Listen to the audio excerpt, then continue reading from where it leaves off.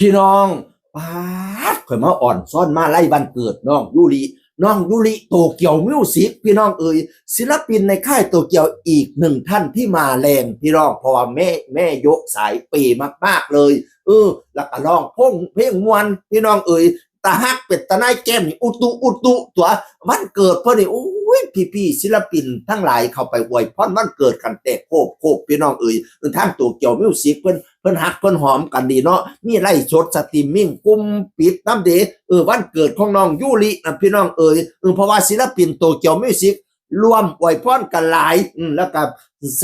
ดงอันเล็กๆน้อยๆจากโตเกียวมิวสิกเพิ่นก็เลยมีกลุ่มปิดให้เบิ่งให้เบิ่งพี่น้องแม่พ่อนนี่โอ้ยสุดยอดเด้อแม่พ่อนแม่ของแม่น้องยูรีน่ะเราสู่มากับลูกกับเต้าตอนแรกเราก็มาอวยพรให้ลูกให้เต้าเนาะพรใดก็บ่ซ้ำพรจากพ่อจากแม่ดอกแม่ยูริเนี่ยแม่น้องยูรีเนี่ยเป็นแม่เลี้ยงเดียวนะเลี้ยงลูกนี่ถ้าจำไม่ผิด3 คนนะแล้วบัดนี้ตอนนั้นโอ้ยทุกข์ยากปากบ่เงินก็สิบ่มีเลี้ยงลูกเลี้ยงเต้าแล้วสิเฮ็ดจังได๋ดีเปลี่ยนก็ไม่ได้นำว่าทายลงต่อปยางว่าซั่นว่านั่นน่ะพาลูกทายพาลูกร้องเพลงลูกร้องเพลงม่วนให้น้องยูริน่ะร้องไปเพื่อได้ของขวัญอันนั้นอันนี้มาตื่มได้10ได้5ตื่มกันเรียกลูกเรียกเต้าตื่มกันก็เลยปูนมุ่นเหตุให้น้องยูริมาทายร้องเพลงดีดอีตาทายอยากอายซ้ำตอนแรกนั่นบ่ใครอยากเฮ็ดอยากอายเนื่องว่าอยากช่วยเหลือครอบครัวนี่ล่ะพี่น้องบัดนี้ผู้ใหญ่บ้านฟินแลนด์ไปเห็นก็เลยให้ติดต่อผู้นี้ให้มาแน่ว่าซั่นว่าน่ะก็เลยได้อยู่กับค่ายโตเกียวมิวสิกไปใหม่ๆโอ้ยมือจกปากก็บ่เว้าขี้อายพี่น้องเอฟซีก็เลยสอบแม่ก็เลยสอบผู้เบาขี้อายแล้วนะโอ้ยเอฟซีอุ่นหนาฝาคังมาไล่มีตลอดพี่น้องอุ้ยวัดสจันก็ยังบ่เดี๋ยวนี้จะบ่แม่นบานได้อีหยังในระบบบ่แม่นหลายล้านแล้วติเงินน้องยูริพี่น้องบัดนี้นี่แม่พ่อนแม่เพิ่นก็มาเขียนขอบความดีขอบคุณบอสบิ๊กที่ให้โอกาสน้องยูริและขอบคุณพี่ขวัญที่จัดงานวันเกิดให้น้องยูริพี่ขวัญจัดแล้วก็แม่ขอบคุณแม่พี่ๆทุกคนที่ร่วมงานวันเกิดน้องยูริขอบคุณมากๆนะคะแฮปปี้เบิร์ธเดย์นะได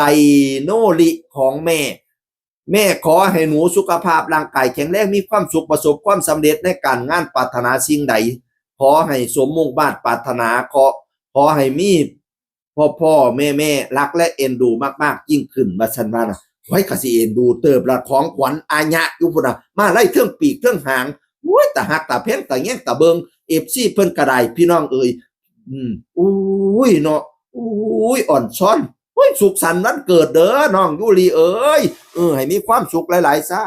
ธุเทพตอนไทยในพื้นแผ่นปัตตภีองค์ผู้มีผู้เรื่องฤทธิ์สถิตในดินนี้เมื่อนี้วันเกิดเจ้าเสี่ยวพ่อนใช่มาทรงขอองค์พุทโธเจ้าพระธรรมพร้อมพำส่งสิ่งศักดิ์สิทธิ์อยู่ทรงเขตกรรมกายเด่นใดมาอวยพ่อนใช่เดน้องยูริในวันนี้ขอให้มีอายุยืนยาวมัน1,000 ปีเป็นเขตวันณะใสเหลี่ยมปั่นแก้วหน่วยมานีสุขะลนเกินคนทั้งหมู่พละกำลังลนดังพญาสารสร้างกระบอกป่านขอให้อุดมไปด้วยจตุพิษพรใช้ทั้ง4ประการคืออายุวันนะสุขะพลังว่างด้วยประการละเส้นนี้มีความสุขเยอะๆแฮปปี้เบิร์ธเดย์น้องยูริโตเกียวมิวสิกจากคนเชียงอื่นคนเก่าเว้าสู่ฟังสวัสดีครับ